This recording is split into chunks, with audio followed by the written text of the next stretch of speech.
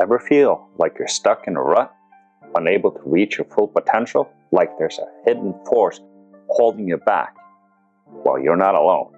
We all have inner patterns and tendencies, like hidden programs running in the background that can sabotage our happiness and our success. But what if you could identify these patterns and understand their roots and rewrite the code to create a better version of yourself? Today, we're diving deep into the world of archetypes, those universal patterns of behavior that reside within us all.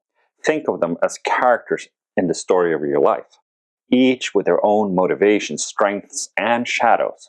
By recognizing these archetypes, we can gain profound self-awareness, unlock hidden potential, and break free from the limitations that keep us stuck. Today, there are 12 archetypes that we are going to visit. The first one, the procrastinator. The procrastinator. We all know this one. Maybe a little bit too well. Always putting things off until tomorrow, the next week, or someday.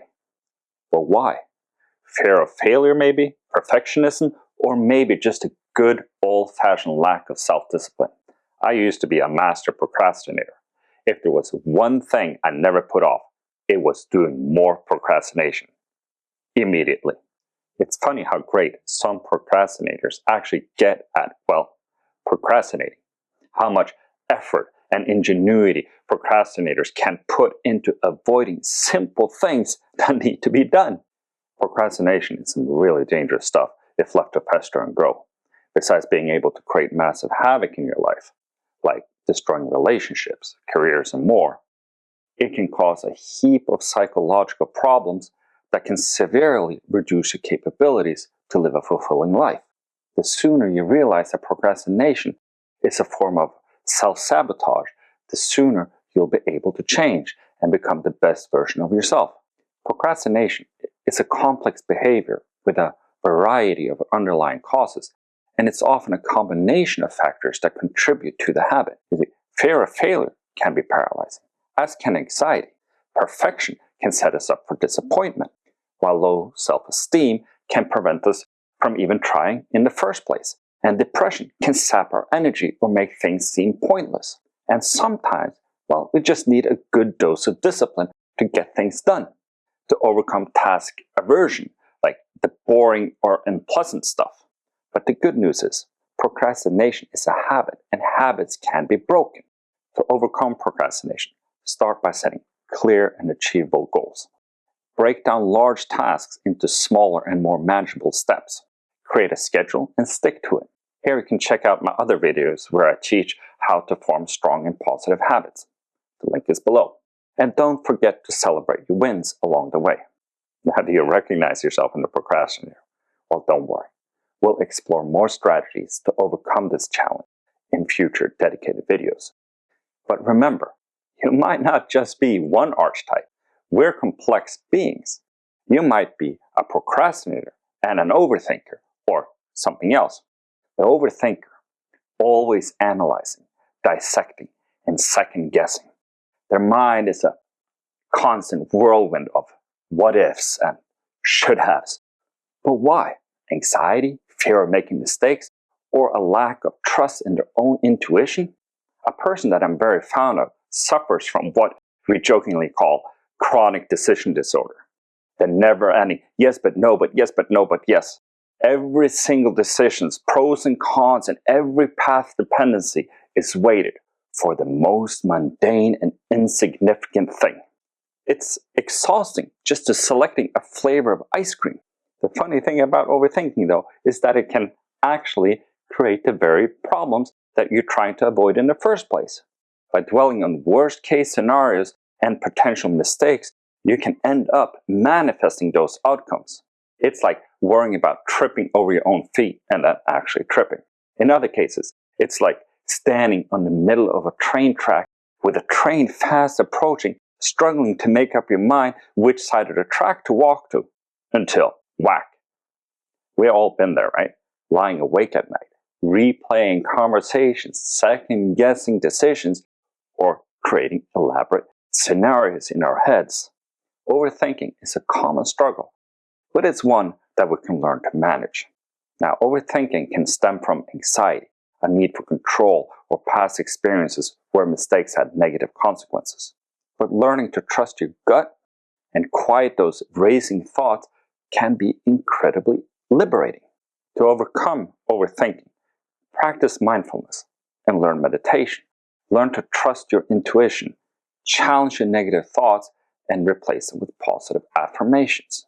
And very important, practice taking risks and learn to trust your ability to tolerate and handle the fallout of wrong choices. And remember, sometimes it's better to take action than to get stuck in analysis paralysis. Are you feeling overwhelmed by those swirling thoughts? We'll explore more techniques to tame the overthinking mind in a future video. But for now, let's meet another familiar archetype, the people pleaser, always putting others first, even if it means sacrificing their own happiness. They crave approval and validation, and they'll bend over backwards to avoid conflict. But why? Low self-esteem? Fear of rejection? Or maybe they just really like making other people happy? You think that being a pleaser is a good virtue. It's not. When they give, it's not out of altruism, but something else entirely. A pleaser feeds on others for recognition, approval, and belonging. They're needy, and they require others to fill their cup of happiness and fulfillment, rather than filling it themselves. They are, in fact, a kind of beggar, imposing themselves and their toxic gifts onto others, begging for scraps of love, affection, approval, recognition, etc. And if you have kids, thinking that you're a good role model but always putting others first and yourself last, think again. A good role model leads by example, showing that you must lead a life where you're true to your purpose in life, that you align yourself with both your passions and your virtues. Only then will you be able to maximize a potential to benefit yourself and others. Remember, you matter as much as the next person. I once had a colleague who was a chronic people pleaser. He'd agree to every request, even if it meant working late or taking on extra tasks. He was so afraid of disappointing others that he actually ended up burning himself out. And then he was of no use to anybody. Couldn't even help himself. People pleasing often stems from a lack of self-worth and a fear of rejection. But learning to set healthy boundaries and prioritizing your own needs is essential for your well-being. The next time you're out flying, actually read the emergency manual in the seat pocket in front of you. There you will see that in the event of a drop in cabin pressure and the oxygen masks dropping down, you should always put it on yourself before the child next to you. Otherwise, should you pass out before you were able to put the mask on the child properly, you both die. Sometimes the best way to take care of others is taking care of yourself first. To overcome people-pleasing, start by building your self-esteem. Think about what it is to have integrity, honor, and self-respect. Practicing saying no to requests that don't align with your values or priorities. Communicate your needs assertively. And remember, it's okay to disappoint others sometimes. It's impossible to please everyone all the time. The avoider, they'd rather walk on hot coals than face a difficult conversation. Conflict? No, not for them. They'll do anything to avoid uncomfortable situations, even if it means sacrificing your own growth and happiness. I once had a friend who was a master avoider. When faced with a problem in his relationship, he'd literally disappear for days, hoping it would magically resolve itself. Spoiler alert, it did. Avoidance often stems from a fear of confrontation, past trauma, or difficulty processing emotions. But learning to face your challenges head on is essential for personal growth. You simply cannot improve yourself if you live in denial or if you lack the fortitude to face the music. To overcome avoidance, start by developing healthy coping mechanisms for dealing with difficult emotions. Practice assertiveness and communication skills. And remember, facing your fears, even in small steps, can be incredibly empowering. Also, courage is like a muscle. You can exercise it. The more you confront fears, the easier it gets. The self-saboteur, they're their own worst enemy. Just when things are going well, they'll find a way to mess it up. It's like they have a subconscious desire to stay stuck, even if it means sacrificing their own happiness. Now, I once had a client who was a brilliant artist, but she constantly sabotaged her own success. She'd procrastinate on deadlines, undercharge for her work, and even criticize her own creations. It was heartbreaking to watch. Sometimes trying to succeed can be a very frightening prospect. Because what if you fail? Will your low self-esteem be proven to be well-founded? What will you tell others? And self-sabotage often stems from low self-worth, fear of success, or limiting beliefs. But recognizing these patterns and challenging those negative thoughts is the first step to breaking free. To overcome self-sabotage, start by identifying your negative self-talk and limiting beliefs. Challenge those thoughts and replace them with positive affirmations. Celebrate your success and acknowledge your accomplishments. And remember, you are worth happiness and success. The perfectionist. Everything has to be just right or it's just not good enough. They set impossibly high standards for themselves and others as well, leading to constant stress, anxiety, and a fear of failure. But hey, at least their sock drawer is impeccably organized, right? In college, I had a roommate who was a perfectionist. He'd spent hours cleaning the place, rearranging the furniture, and obsessing over every single small detail. It was exhausting to live with, and it prevented him from enjoying the simple pleasures of life. He argued that a tidy home made for a tidy brain, and that once things were tidied up, then it was time to relax. He failed to recognize that it was not the mess that was the problem, that if the place had been perfect from the get-go, his bottomless anxiety levels would still have been the same, only channeled onto something else. Tidying was just an outlet for anxiety that he failed to recognize that he had in the first place. Perfectionism often stems from a fear of failure, a need for control, or a belief that our worth is tied to our achievements. But learning to embrace imperfection and accept that good enough is often good enough, it can be incredibly liberating. To overcome perfectionism, start by challenging your all-or-nothing thinking. Set realistic goals and celebrate your progress along the way. Practice self-compassion and learn to accept your imperfections. And remember, it's okay to make mistakes. It's how we learn and grow. In fact, tell yourself not to give a fuck. Say it. Fuck it. Put one sock inside out by accident. Screw it. You'll get it right tomorrow. Now you need to try to change your goal orientation to effort orientation. By this, I mean, rather than striving, for instance, for the perfect home, make a deal with yourself on how much time is reasonable to spend on chores. And when that time is expended, make a hard quit, even if that means leaving some dishes in the sink for the next time you fill the dishwasher. With a busy life with too little to go around, start thinking that a C or a B is a much better prioritization than striving for an A, the victim. The world is always against them.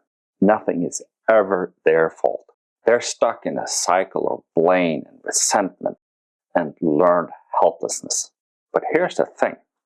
While we can't always control what happens to us, we can control how we respond. I once knew a couple who always played the victim. If they were late for work, it was because of traffic. If they failed at a game, it was because the rules were unfair or the playing field uneven. It was exhausting to be around, and it prevented them from taking ownership of their own life. Now, nobody enjoys being around such negativity. It can become truly toxic and can have massive adverse effects on your relationships with others. Now, that couple were rarely invited to anything. The victim mentality often stems from past trauma, a lack of empowerment, or a belief that we're powerless to change our circumstances. It can often lead to addiction or other forms of self-sabotage or self-medication. In fact, feeling down can be a strong emotion in itself that can become highly addictive. Also, some relationships are built entirely around drama and negativity. Without it, there's nothing to talk about, nothing in common, and it can be highly destructive. Not only will your toxic behavior repel any person that could inject real joy and value into your life, but a negativity focus simply gets in the way of any form of self-actualization and self-improvement. It saps every ounce of joy out of your life. You need to eradicate it, shall you prosper. But recognizing that we have the power to choose our responses, even in difficult situations, is the first step to breaking free. To overcome the victim mentality, start by taking responsibility for your own thoughts, feelings, and actions. Focus on what you can control and let go of what you can't. Challenge your beliefs about yourself and your ability to create change. And remember, you are not defined by your past. You have the power to create a brighter future. The control freak. They need to be in charge. Always. Every detail has to be just so. Spontaneity, flexibility, forget about it. Their need for control can create chaos and tension in the relationships and prevent them from enjoying the ride. In our professional life, we will all end up at some time working with someone who is a total control freak. They'll micromanage every task, second guess every decision, and create endless checklists and procedures. It will suffocate and stifle creativity and innovation, and it will sour the work environment. Now, we are all born free, and most of us like to stay that way. And trying to micromanage others is a violation of the natural freedom we were all born with. No one with self-respect will tolerate that in the long run. The need for control often stems from anxiety, a fear of uncertainty, or past experience of chaos and unpredictability. But learning to let go, to trust others, and embrace the unexpected can lead to a greater peace and freedom. To overcome the need for control, start by practicing delegation, trust, and patience. Embrace flexibility and learn to adapt to change. Challenge your need for perfection and allow for spontaneity and different outcomes than the one you have envisioned yourself. And remember, sometimes the most beautiful things in life happen when we let go of the reins. Also, wouldn't it be nice to have someone else hold the wheel once in a while so you can lean back and just enjoy the ride? The loner. They crave connection, but they fear intimacy. They might have a rich inner world, but struggle to share it with others. Social situations can feel draining or overwhelming, leading to isolation and a sense of disconnection. But remember, we are social creatures, and connection is essential for our well-being. I once had a neighbor who was a loner. He would rarely ever leave his apartment, and when he did, he would avoid eye contact and keep to himself. It was really sad to see, and it made me realize how important it is to reach out and connect with others. I mean, we read about it in the news all the time, people being found months or even years after having passed away. It's crazy. The loner archetype can stem from social anxiety, fear of rejection, or past experiences of hurt and betrayal. But learning to overcome those fears and build healthy connections can enrich our lives immeasurably. To overcome loneliness, start by taking small steps to connect with others. Join a club or a group that interests you. Volunteer your time or simply strike up a conversation with someone new. Practice vulnerability and learn to trust others. And remember, you're not alone. There are people who care and want to connect with you. And many are in the same situation as yourself. And remember, forming very close relationships can take several years. Some say 7 is the magic number, though my experience is that it can be far less if you really invest in it. In my city, half of the adult population live alone. loneliness is rampant in our society. And if you're amongst them, take it seriously. The Harvard study of adult development, one of the longest running studies of adult life, which began in 1938 and continues to this very day. Here's what the study revealed about the importance of relationships for adult men. Men who reported having warm, close relationships with family and friends were consistently happier and more satisfied with their lives than those who were more isolated. Men with strong social connections tended to live longer and healthier lives. The study has found that close relationships are a better predicator of longevity than social class, IQ, or even genetics. Good relationships act as a buffer against stress, hardship, contributing to a better physical health and a longer lifespan. Men with strong social support experienced less cognitive decline as they aged. Close relationships help protect against memory loss and other age-related mental decline. Good relationships also had a positive impact on mental health, reducing the risk of depression and anxiety. Even later in life, building and maintaining strong connections can have a significant positive impact on health and happiness. In short, if you are a loner, telling yourself that it's right for you, that you're not lonely, that you enjoy your own company better than the company of others, you should seriously reassess your beliefs and get busy forming new relationships. The dreamer, they have big ideas, grand visions, and a head full of possibilities, but turning those dreams into reality, that's where the challenge lies. Fear of taking action, lack of focus, or unrealistic expectations can keep them stuck in the world of what ifs. I have a relative who is a big-time dreamer, both feet solidly planted in the clouds. He'll talk endlessly about his plans to travel the world, write a novel, and start his own business. But 40 years in, he never seemed to take any concrete steps to make any of those dreams happen. And his sadness grows as his self-esteem is plummeting. It is frustrating to watch, and it has made me realize the importance of me keeping on turning my own dreams into action. The dreamer archetype can stem from a fear of failure, a lack of self-belief, or a tendency to get lost in the fantasy without taking practical steps.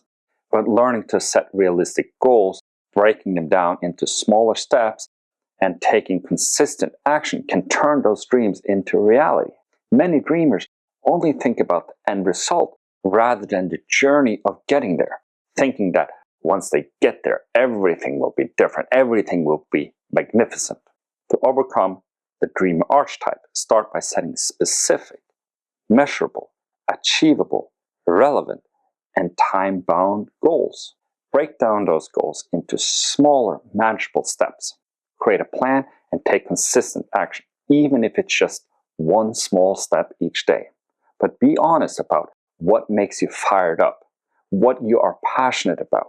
Focus on goals where you enjoy the journey and not just the end result.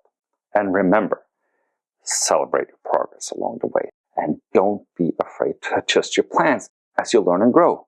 The altruist, always putting others first, often to their own detriment. They're compassionate, they're generous, and always ready to lend a hand. But why? A deep sense of empathy, a need to feel valued, or maybe a fear of setting boundaries. They're not to be confused with the simple giver, whose motivation is solely egotistical. No, the altruist sees it as their purpose in life to serve the needs of others before their own, even when there's no recognition or even gratitude to be had, even when the deed goes unnoticed. I once knew a couple who both were real altruists. One partner liked the top of the dinner roll, while the other preferred the bottom. So when splitting one in half to share, both wanted the other to have the best part, pretending to prefer the other part that they actually enjoyed the least. And so they went for decades, until one night they had a fight about gratitude and the truth came out. And both could have had the best part of the bun all along. The altruist archetype can stem from a long list of things, including having experienced some kind of trauma in their life, or some great injustice or neglect, or being abused, being violated, feeling that they have to put the world right. And it can stem from low self-esteem, a need to feel needed, or a fear of being alone. Learning to set healthy boundaries and prioritize your own needs is essential for creating balanced and fulfilling relationships. Altruists can often end up in a situation where they are taken advantage of, or where the good deeds go unnoticed. Always giving, always supporting, and accommodating. It can lead to resentment and unhappiness, feeling that you're always giving, supporting, and accommodating, while others with lesser virtues are taking, receiving, not repaying, taking for granted, or not even noticing, or maybe taking advantage of. Not only that, but by being the altruist all the time, you rob others of the opportunity to be good to you, to feel good about themselves for showing love and respect and affection to you through their own sacrifice, ultimately sabotaging happiness for the both of you. To overcome the challenges of the altruist, start by recognizing your own worth and value, practicing setting healthy boundaries, and saying no when necessary. Prioritize self-care and make sure your own needs are being met. And remember, giving to others should come from a place of abundance, not from a place of depletion. The imposter, they've achieved success, but they can't seem to accept it. They feel like a fraud waiting to be exposed. This constant self-doubt can sabotage their confidence and prevent them from pursuing their goals. I've coached many successful people who struggle with imposter syndrome. They downplay their achievements, attribute their success to luck, and constantly fear being found out. It's a common experience, but it doesn't have to hold you back. Imposter syndrome often stems from perfectionism, comparison to others, or past experiences where our accomplishments were dismissed or invalidated. But learning to recognize and challenge those negative thoughts is crucial for embracing our true worth.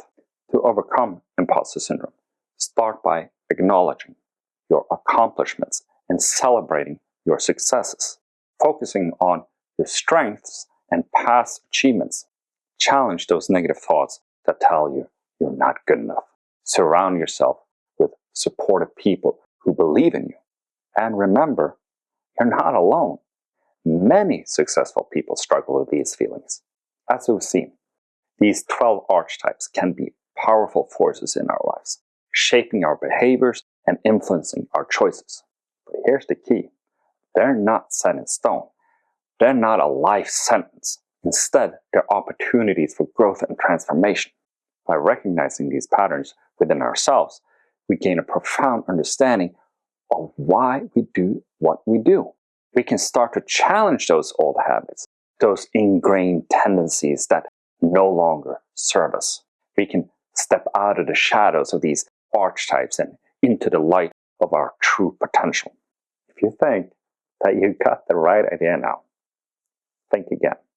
It's what comes next that will truly blow you away, what will truly help you understand what you need to learn, what you need to do to make big changes in your own life. To delve deeper, to gain practical strategies for overcoming these challenges and create lasting change, watch the entire series. Links are provided below. And also, hit that subscribe button and join me as we continue this exploration together. Let's unlock your potential and create a life of purpose, fulfillment, and joy. Until next time, have a good one.